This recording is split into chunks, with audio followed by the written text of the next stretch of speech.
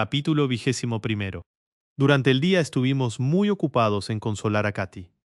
Se levantó muy temprano, impaciente por ver a su primo, y tanto lloró y se lamentó al saber que se había marchado, que Eduardo tuvo que consolarla prometiéndole que el niño volvería en breve, si bien añadió, si lo consigo. Algo la tranquilizó esta promesa, y sin embargo, tanto fue del tiempo que cuando volvió a ver a Linton le había olvidado hasta el punto de no reconocerle. Siempre que yo encontraba a la criada de Cumbres Borrascosas, le preguntaba por el niño, y ella me solía contestar que vivía casi tan encerrado como Katy, y que rara vez se le veía. Su salud seguía siendo delicada, y resultaba un huésped bastante molesto. El señor Heathcliff le quería cada vez menos, a pesar de que trataba de ocultarlo. Le molestaba su voz y no podía aguantar largo tiempo su presencia. Hablaba poco con él. Linton estudiaba y pasaba las tardes en una salita. Cuando no se quedaba en cama, ya que era muy frecuente que sufriese catarros, accesos de tos y todo género de enfermedades. No he visto otro ser más melindroso ni más tímido, decía la criada. Si dejo la ventana un poco abierta por la tarde, se pone fuera de sí, como si fuese a entrar la muerte por ella. En pleno verano necesita estar junto al fuego, y le incomoda el humo de la pipa de José, y hay que tenerle siempre preparados bombones y golosinas, y leche y siempre leche. Se pasa el tiempo al lado de la lumbre, envuelto en un abrigo de pieles, teniendo al alcance de su mano tostadas y algo que beber. Y si alguna vez Hareton, que no es malo a pesar de su tosquedad, va a distraerle, siempre salen, uno renegando y el otro llorando. Se me figura que al amo le agradaría que Earnshaw moliese al niño a palos si no se tratara de su hijo, y creo que sería capaz de echarle de casa si supiera la serie de cuidados que el chico tiene para consigo mismo. Pero el señor no entra nunca en la salita, y si Linton empieza a hacer tonterías de esas en el salón, le manda enseguida a irse a su alcoba. Tales explicaciones me hicieron comprender que el joven, en medio de un ambiente donde no encontraba simpatía alguna, se había hecho egoísta e ingrato, si es que no lo era ya de nacimiento, y cesé de interesarme por él, por más que no dejara de lamentar que no le hubieran permitido estar con nosotros. Pero el señor Linton me estimulaba a que me informase de él, y creo que le hubiera agradado verle, porque una vez incluso me mandó preguntar a la criada si el muchacho no solía ir al pueblo. Ella me contestó que había ido con su padre a caballo 2 o 3 veces y que siempre había vuelto rendido para varios días. La criada a que me refiero se marchó 2 años después de llegar el chiquillo. En la granja el tiempo transcurría plácidamente. Llegó el momento en que la señorita Katy cumplió los 16 años. No celebrábamos nunca el día de su cumpleaños, porque era también el aniversario de la muerte de su madre. Su padre pasaba aquellos días en la biblioteca y al oscurecer se iba al cementerio de Gimmerton, donde se quedaba a veces hasta medianoche. Catalina tenía que divertirse ella sola. Aquel año, el 20 de marzo hizo un tiempo excelente y después de que su padre hubo salido, la señorita bajó vestida y me dijo que había pedido permiso al señor para que paseáramos juntas por el borde de los pantanos, con tal de que no tardáramos en volver más de una hora. Anda, Elena, me dijo. Quiero ir allí, ¿ves? Por donde suelen ir las cercetas. Quiero ver si han hecho ya sus nidos. Esto debe estar lejos, respondí, porque no suelen anidar junto a los pantanos. No, no está lejos, me aseguró. He ido con papá hasta las cercanías. Cogí el sombrero y salimos. Katy corría ante mí, yendo y viniendo como un perrillo juguetón. Al principio lo pasé bien. Cantaban las alondras, y mi niña mimada estaba encantadora, con sus dorados bucles colgando hacia atrás, y sus mejillas, tan puras y encendidas como una rosa silvestre. Era un ángel entonces. Verdaderamente era imposible no desear proporcionarle todas las alegrías que fuera posible. Pero señorita, dije, después de un buen rato, ¿dónde están las cercetas? Estamos lejos ya de casa. Es un poco más allá, solo un poco, repetía invariablemente. Ahora sube esa colina, bordea esa orilla, y verás qué pronto hago que los pájaros echen a volar. Mas tantas colinas había que subir y tantas orillas que bordear, que al fin me cansé y le grité que era necesario volverse ya. Pero no me oyó, porque se había adelantado mucho, y la tuve que seguir contra mi deseo. Empezó a descender una hondonada. En aquel momento estábamos más cerca de Cumbres Borrascosas que de casa. De pronto vi que la habían abordado 2 personas y en una de ellas reconocí al propio Heathcliff. Habían descubierto a Katy en el acto de coger unos nidos de aves. Aquellas extensiones pertenecían a Heathcliff y él estaba amonestando a la cazadora furtiva. No he cogido pájaro alguno, dijo ella, enseñando sus manos para demostrarlo. Papá me dijo que anidaban aquí y quería ver cómo son sus huevos. Yo llegaba en aquel momento. Heathcliff me miró maliciosamente y le preguntó, ¿quién es su padre? El señor Linton, de la granja de los tordos, repuso ella.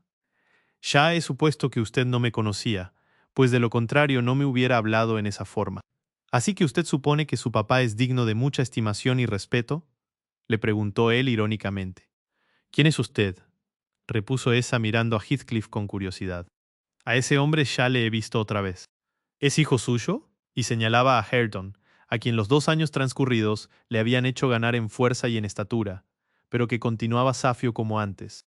Señorita Cathy, intervine. Tenemos que volver. Hace 3 horas que salimos de casa. No, no es mi hijo, contestó Heathcliff. Pero tengo uno, y también le conoce usted. Aunque su haya tenga prisa, creo que sería mejor que vinieran a descansar un poco a casa. Solo con dar la vuelta a esta colina, ya estamos allí. Será usted bien recibida, descansará un poco y volverá a la granja en cuanto quiera.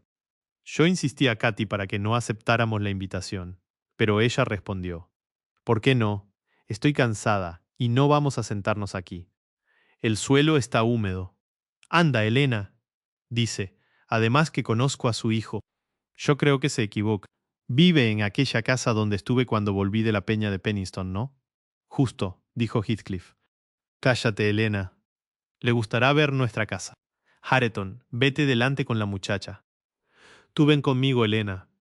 No irá a semejante sitio, grité, y traté de soltarme de Heathcliff, que me había cogido por un brazo. Pero Katy había echado a correr, y estaba ya casi en las cumbres. Hareton había desaparecido por un lado del camino. Esto es un atropello, señor. Heathcliff, le censuré. Ella verá a Linton, cuando volvamos lo contará a su padre, y todas las culpas me las cargaré yo. Quiero que vea a Linton, repuso él. Está estos días de mejor aspecto. No será difícil conseguir que la muchacha no hable nada de la visita. ¿Qué mal hay? Hay el mal de que su padre me odiaría si supiese que la he dejado entrar en casa de usted. Además, estoy segura de que usted lleva algún mal fin, repliqué. Mi fin es honradísimo, dijo, y te lo voy a declarar. Quiero que los dos primos se enamoren y se casen. Ya ves que soy generoso con tu amo. La chica no tiene otras perspectivas. Si esa se casara con Linton, la designaría como coheredera. Lo sería de todos modos si Linton muriese, repuse. Y ya sabe usted que la salud del chico es muy precaria. No lo sería, replicó, porque ninguna cláusula del testamento lo menciona, y yo sería el heredero. Pero para evitar pleitos, quiero que se casen. Y yo no quiero que ella entre en esa casa conmigo, respondí. Catalina había alcanzado ya la verja. Heathcliff me aconsejó que me tranquilizase y nos precedió por el sendero. La señorita le miraba como pretendiendo darse cuenta de qué clase de hombre era, pero él la correspondía con sonrisas y al hablarle suavizaba su voz. Llegué a imaginar que la memoria de la madre le hacía simpatizar con la joven. Encontramos a Linton junto al fuego. Venía de pasear por el campo. Tenía aún puesta la gorra, y en aquel momento estaba pidiendo a José calzado seco. Le faltaban pocos meses para cumplir los 16 años y estaba muy crecido para su edad. Seguía teniendo bellas las facciones, y en sus ojos y su piel se notaban los saludables efectos del aire y el sol que acababa de tomar durante su paseo. ¿Le conoce? Preguntó Heathcliff a Katy. ¿Es su hijo? Dijo ella, mirando, dudosa, a los dos. Sí, pero ¿cree que es la primera vez que le ve? Haga memoria. Linton, ¿no te acuerdas de tu prima? Linton, exclamó Catalina agradablemente sorprendida. ¿Es este el pequeño Linton? Pero si está más alto que yo. Él se dirigió a ella, se besaron, y ambos se miraron asombrados del cambio que habían experimentado los dos. Katy estaba ya completamente desarrollada. Era a la vez llena y esbelta, flexible como el junco, y rebosaba de animación y salud. En cuanto a Linton, tenía lánguidos los ademanes y las miradas y era muy endeble de complexión, pero la gracia de sus maneras compensaba aquellos defectos. Luego de haber cambiado muchas caricias con él, su prima se dirigió al señor Heathcliff, que estaba junto a la puerta fingiendo mirar afuera, pero en realidad observando exclusivamente lo que pasaba dentro. ¿Así que es usted tío mío? dijo la joven abrazándole. ¿Y por qué no va a vernos a la granja de los tordos? Es raro vivir tan próximos y no visitarse nunca. ¿Por qué sucede así? Antes de que tú nacieras, yo iba alguna vez. Anda, déjate de besos. Dáselos a Linton. Dármelos a mí es perder el tiempo. Qué mala eres, Elena, exclamó Katy viniendo hacia mí para prodigarme también sus zalamerías. Mira que no dejarme entrar. En adelante vendré todas las mañanas. ¿Puedo hacerlo, tío? ¿Y puede venir conmigo papá? ¿No le gustará vernos? Claro que sí, repuso él disimulando la mueca de aversión que le inspiraban los dos presuntos visitantes. Pero es mejor que te diga que tu padre y yo reñimos terriblemente una vez. Y si le cuentas que me visitas, es muy fácil que te lo prohíba. Así que si quieres seguir viendo a tu primo, vale más que no se lo digas a tu padre. ¿Por qué riñeron? Preguntó Catalina disgustada. Porque él creyó que yo era demasiado pobre para casarme con su hermana, explicó Heathcliff. Se disgustó conmigo cuando lo hicimos y no me perdonó jamás. Eso no está bien, dijo la joven. Pero Linton y yo no tenemos la culpa. En vez de venir yo, es mejor que él venga a la granja. Está demasiado lejos para mí. Katy, respondió su primo. Andar 4 millas me mataría. Ven tú cuando puedas, por lo menos una vez a la semana. Heathcliff miró con desdén a su hijo. Me temo que voy a perder el tiempo, Elena, rezongó. Catalina verá que su primo es tonto y le mandará al diablo. Si hubiera sido Hareton, te aseguro que me lamento continuamente de que no sea como él, a pesar de lo degradado que Hareton está. Si el chico fuera otro, yo le querría. No, no hay miedo de que ella se enamore. No creo que pase de los 18 años. Maldito imbécil. No se ocupa más que de secarse los pies, y ni mira a su prima. Linton. ¿Qué, papá? ¿No hay nada que puedas enseñar a tu prima? Ni un mal conejo o un nido de comadrejas. Anda, hombre, deja de cambiarte el calzado. Llévala al jardín y enséñale tu caballo. ¿No prefieres sentarte aquí? Preguntó él a Katy, indicando en su tono la poca gana que tenía de moverse. No sé, contestó esa, dirigiendo a la puerta una mirada que indicaba claramente que prefería hacer algo a sentarse. Pero él se repantigó en su silla y se aproximó más al fuego. Heathcliff se fue a buscar a Hayton. Se notaba que el joven acababa de lavarse, en sus mejillas brillantes y su cabello mojado. Quiero hacerle una pregunta, tío, dijo Catalina. Este no es primo mío, ¿verdad? Sí, contestó él. Es sobrino de tu madre. ¿No te agrada? Catalina le miró con extrañeza. ¿No es un buen mozo? Siguió Heathcliff. La joven se levantó sobre las puntas de los pies y habló a Heathcliff al oído. Él se echó a reír. Areton se puso sombrío, y yo reparé en que era muy suspicaz para algunas cosas. Pero Heathcliff le tranquilizó al decirle: Ea, Hareton, te preferiremos a ti. Me ha dicho que eres un... ¿Un qué? Bueno, no me acuerdo. Una cosa muy agradable. Acompáñala a dar una vuelta y pórtate como un caballero. No digas palabrotas. No la mires cuando ella no te mire a ti. Ruborízate cuando se ruborice ella. Háblale con dulzura y no chives las manos en los bolsillos. Anda, trata todo lo mejor que puedas. Y miró a la pareja cuando pasó ante la ventana. Areton no miraba a su compañera y parecía tan atento al paisaje como un pintor o un turista. Katy le miró a su vez de un modo muy lisonjero. Después se dedicó a encontrar objetos que atrajesen su interés y a falta de conversación tarareaba. Con lo que le he dicho, indicó Heathcliff, verás cómo no pronuncia ni una palabra. Elena, cuando yo tenía su edad o poco menos, ¿era tan estúpido como él? Era usted peor, precisé, porque era usted aún más huraño. ¿Cuánto me satisface verle así? Siguió Heathcliff, expresando sus pensamientos en voz alta. Ha colmado mis esperanzas. Si hubiese sido un tonto de nacimiento, ello no me satisfaría tanto. Pero no es tonto, no, y yo comprendo todos sus sentimientos, ya que yo mismo antes que él los he experimentado. Ahora mismo me hago cargo de cuánto padece, aunque no es, por supuesto, más que un principio de lo que padecerá después. Y no logrará desprenderse jamás de su tosquedad y su ignorancia. Le he hecho todavía más vil de lo que su miserable padre quiso hacerme a mí. Le he acostumbrado a despreciar cuanto no es brutal, y llega al extremo de vanagloriarse de su rudeza. ¿Qué pensaría Hindley de su hijo si pudiera verle? Estaría tan orgulloso de él como yo del mío, con la diferencia de que Hayton es oro en bruto que hace el papel de loza, y este otro es latón que hace menesteres de vajilla de plata. El mío no vale nada, y sin embargo le haré que prospere todo cuanto se lo permitan sus cualidades. El otro tiene excelentes cualidades, que le he hecho desperdiciar. Y lo grande es que Hareton me quiere como un condenado. En esto he vencido a Hindley. Si el granuja pudiera levantarse de su sepultura para venir a echarme en cara el mal que he hecho a su hijo, este sería el primero en venir a defenderme, ya que me considera como el mejor amigo que pudiera tener en el mundo. Esta idea hizo soltar a Heathcliff una carcajada acre. No le repliqué ni él lo esperaba.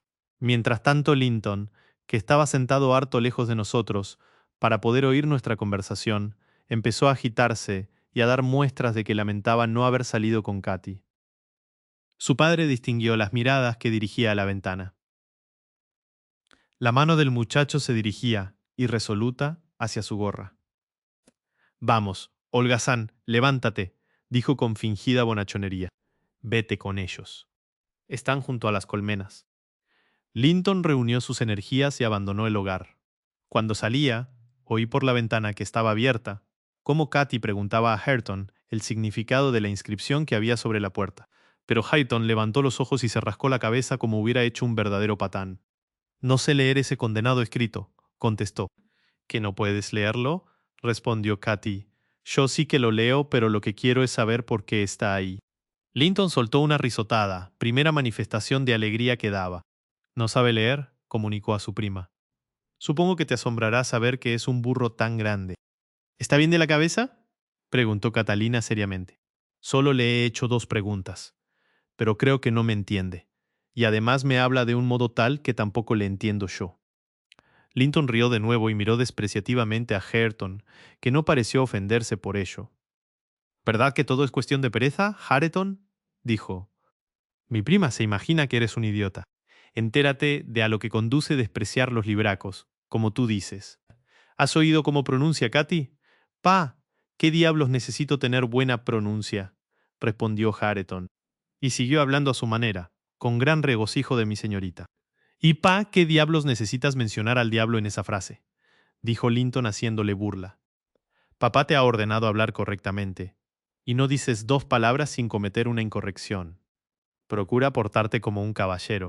Si no tuvieras más de chica que de chico, te largaba un puñetazo, contestó el otro, marchándose con el rostro encendido, ya que comprendía que le habían afrentado y no acertaba a reaccionar de otra manera.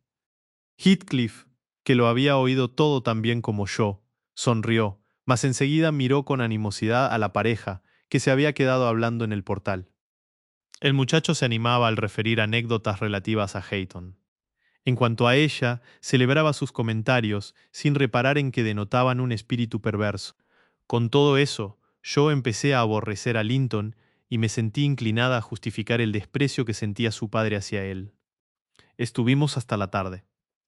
El señor no salió de su habitación, y esta feliz circunstancia impidió que notara nuestra larga ausencia. Mientras volvíamos intenté explicar a la joven quiénes eran aquellos con los que habíamos estado, pero a ella se le antojaba que mi prevención era injusta. Ya veo que le das la razón a papá, me dijo. No eres justa. La prueba es que me has tenido engañada todos estos años, asegurándome que Linton vivía lejos de aquí. Estoy muy incomodada, mas como por otro lado me siento muy satisfecha. No te digo nada. Pero no hables mal de mi tío. Ten en cuenta que es mi pariente. Voy a reñir a papá por no tratarse con él. Hube de renunciar a mi intento de disuadirla de su equivocación. No habló de la visita aquella noche, porque no vio al señor Linton. Pero al día siguiente lo soltó todo, y aunque por un lado esto me disgustaba, me complacía por otro pensar que el señor acertaría a aconsejarla mejor que yo. Papá, dijo Katy después de saludarle, ¿a quién cree usted que vi hacer cuando salí de paseo? Ya noto que usted se estremece. Claro, como no obró bien. Escúcheme, y sabrá cómo he descubierto que usted y Elena me estaban engañando diciéndome que Linton vivía muy lejos, a la vez que afectaban complacerme cuando yo seguía hablando de él. Narró lo sucedido. El señor no dijo nada hasta que esa terminó, y solo de vez en cuando me miraba con expresión de reproche. Al final le preguntó si conocía las razones por las que le había ocultado la proximidad de Linton. Porque usted no quiere al señor Heathcliff, contestó ella. De modo que piensas, Katy, que me preocupan más mis sentimientos que los tuyos. No es que yo no quiera al señor Heathcliff, sino que él no me quiere a mí. Además, es el hombre más diabólico que ha existido, y se goza en dañar y arruinar a los que odia, aunque no le den motivos para ello. Yo sabía que no podías tratar a tu primo sin tratarle a él, y me constaba que él te odiaría por ser hija mía. Por eso y por tu propio bien procuré impedir que le vieses. Me proponía explicártelo cuando fueras mayor, y lamento no habértelo dicho antes. El señor Heathcliff se portó muy atentamente conmigo. Insistió Katy. Me dijo que puedo ver a mi primo cuando quiera, y que es usted quien no le ha perdonado que él se casara con la tía Isabel. El tío está dispuesto a permitir que me trate con Linton, y usted no. Entonces el amo le explicó, en breves frases, lo sucedido con Isabel y el procedimiento por el que las cumbres habían pasado a manos de Heathcliff. No se extendió en muchos detalles, pero, por pocos que fueran, bastaban para ilustrar a Katy, dada la animosidad con que los expresó su padre, que seguía odiando a su enemigo, a quien consideraba como el causante de la muerte de la señora, sentimiento que no le abandonaba jamás. La señorita Katy, que era incapaz de hacer mal a nadie salvo pequeñas faltas de desobediencia, quedó asombrada al oír explicar el carácter de aquel hombre capaz de prolongar durante años enteros sus planes de venganza sin sentir remordimiento alguno. Tan afectada nos pareció que el señor creyó superfluo seguir hablando más, y solo agregó: «Ya te diré más adelante, hija mía, por qué deseo que no vayas a su casa. Ahora ocúpate de tus cosas y no pienses más en eso». Katy dio un beso a su padre, y luego dedicó, como siempre, 2 horas a sus lecciones. Dimos una vuelta por el parque y no hubo otra novedad. Pero a la noche, mientras yo la ayudaba a desnudarse, empezó a llorar. ¿No le da vergüenza, niña?, la recriminé. Si tuviera usted aflicciones de veras, no lloraría por una contrariedad tan insignificante. Figúrese que su padre y yo faltáramos y que usted se quedara sola en el mundo. ¿Qué sentiría usted entonces? Compare lo que sufriría en un caso así con esta pequeña contrariedad y dará usted gracias a Dios que le concede suficientes amigos lo bastante buenos para no tener que suspirar por otros. No lloro por mí, Elena, respondió. Lloro por Linton, que me espera, y que tendrá mañana el desengaño de no verme ir. No se figure, repuse, que él piensa en usted tanto como usted en él. Ya tiene a Hayton para hacerle compañía. Nadie en el mundo lloraría por dejar de tratar a un primo al que ha visto 2 veces en toda su vida. Linton comprenderá lo que ha pasado y no se acordará más de usted. Podía escribirle una nota explicándole por qué no voy y mandarle unos libros que le he prometido prestarle. ¿Por qué no hacerlo, Elena? No, respondí, porque él entonces le contestarla a usted y sería el cuento de nunca acabar. Hay que cortar las cosas de raíz, como lo ha mandado su papá. Pero una notita, dijo suplicante. Nada de notitas tajé. Acuéstese. Me dirigió una mirada tal que me abstuve de besarla después de desearle buenas noches. La tapé y salí muy disgustada. Pero, arrepintiéndome de mi dureza, volví para rectificar, y la encontré sentada a la mesa escribiendo con un lápiz una nota que escondió al verme entrar. Voy a apagar la bujía, dije, y si le escribe usted, no encontrará quien le chive la carta. Y apagué, recibiendo, al hacerlo, un golpe en la mano y varias violentas recriminaciones después de las cuales Katy se encerró con cerrojo en su cuarto. La carta, con todo, fue terminada y enviada por un lechero que iba al pueblo. Pero yo no me enteré hasta más adelante. Transcurrieron varias semanas, y Catalina abandonó su actitud violenta.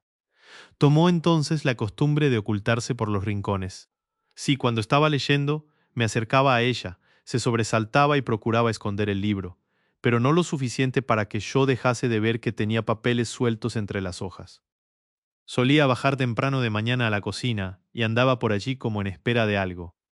Adquirió la costumbre de echar la llave a un cajoncito que tenía en la biblioteca para su uso. Un día noté que en el cajoncito, que en aquel momento estaba ella ordenando, en lugar de las chucherías y los juguetes que eran su contenido habitual, había numerosos pliegos de papel. La curiosidad y la sospecha me decidieron a echar una ojeada a sus misteriosos tesoros. Aprovechando una noche en que ella y el señor se habían acostado pronto, busqué entre mis shaves hasta hallar una que valía para abrir aquel cajón. Saqué cuanto había en él y me lo llevé a mi cuarto. Como había supuesto, era una correspondencia procedente de Linton Heathcliff. Las cartas de fecha más antigua eran tímidas y breves, pero las sucesivas contenían encendidas frases de amor, que por su exaltada insensatez parecían propias de un colegial, pero que mostraban ciertos rasgos que me parecieron de mano más experta. Algunas principiaban expresando enérgicos sentimientos, y luego concluían de un modo afectado, tal como el que emplearía un estudiante para dirigirse a una figura amorosa inexistente. No sé lo que aquello le parecería a Katy, pero a mí me dio la impresión de una cosa ridícula. Finalmente las até juntas y volví a cerrar el cajón. Según tenía por costumbre, la señorita bajó a la cocina muy temprano. Al llegar el muchacho que traía la leche, mientras la criada la vertía en el jarrón, la señorita salió y deslizó un papel en el bolsillo del jubón del rapaz, a la vez que recogía algo de él. Dando un rodeo, atajé al chico, quien defendió esforzadamente la integridad de su misiva. Pero al fin logré arrebatársela y le hice irse amenazándole con fieros males en caso contrario. Leí la carta de amor de Katy. Era mucho más sencilla y más expresiva que las de su primo. Moví la cabeza y me volví pensativa a casa. Como llovía, Catalina no bajó aquel día al parque. Al terminar de estudiar, acudió a su cajón. Su padre estaba sentado a la mesa, leyendo. Yo estaba arreglando unos flecos descosidos de la cortina de la ventana. Un pájaro que hubiese hallado su nido vacío no hubiera con sus trinos y su agitación manifestado más angustia que la de Katy al exclamar «¡Oh!». Y su cara, que un momento antes expresaba una perfecta felicidad, se alteró completamente. El señor Linton levantó los ojos. «¿Qué te pasa, hijita? ¿Te has lastimado?». Ella comprendió que su padre no era el descubridor del tesoro escondido. «No», repuso.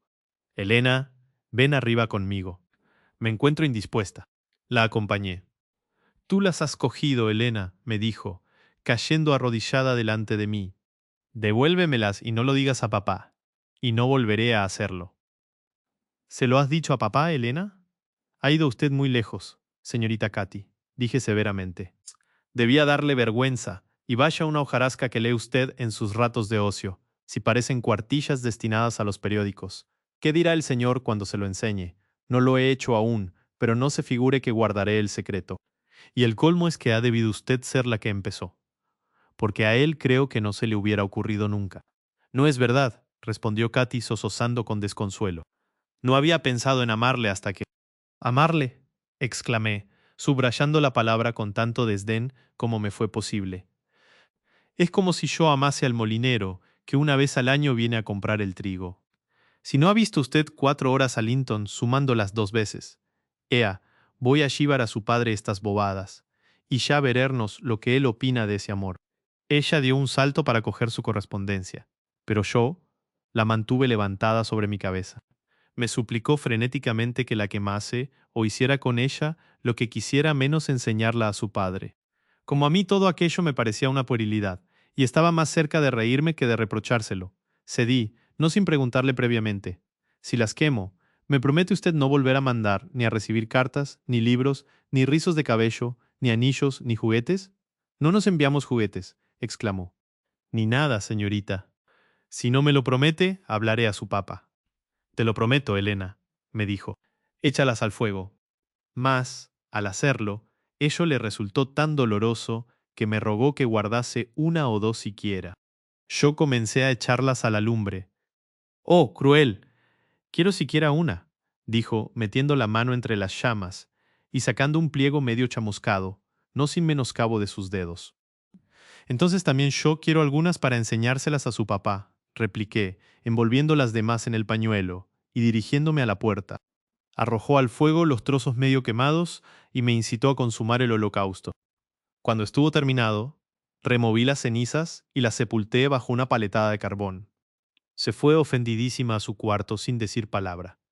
Bajé y dije al amo que la señorita estaba mejor, pero que era preferible que reposase un poco. Katy no bajó a comer, ni reapareció hasta la hora del té. Estaba pálida y tenía los ojos hinchados, pero se mantenía serena. Cuando a la mañana siguiente llegó la carta acostumbrada, la contesté con un trozo de papel en el que escribí: «Se suplica al señor Linton que no envíe más cartas a la señorita Katy, porque ella no las recibirá». Y desde aquel momento el muchachito venía siempre con los bolsillos vacíos.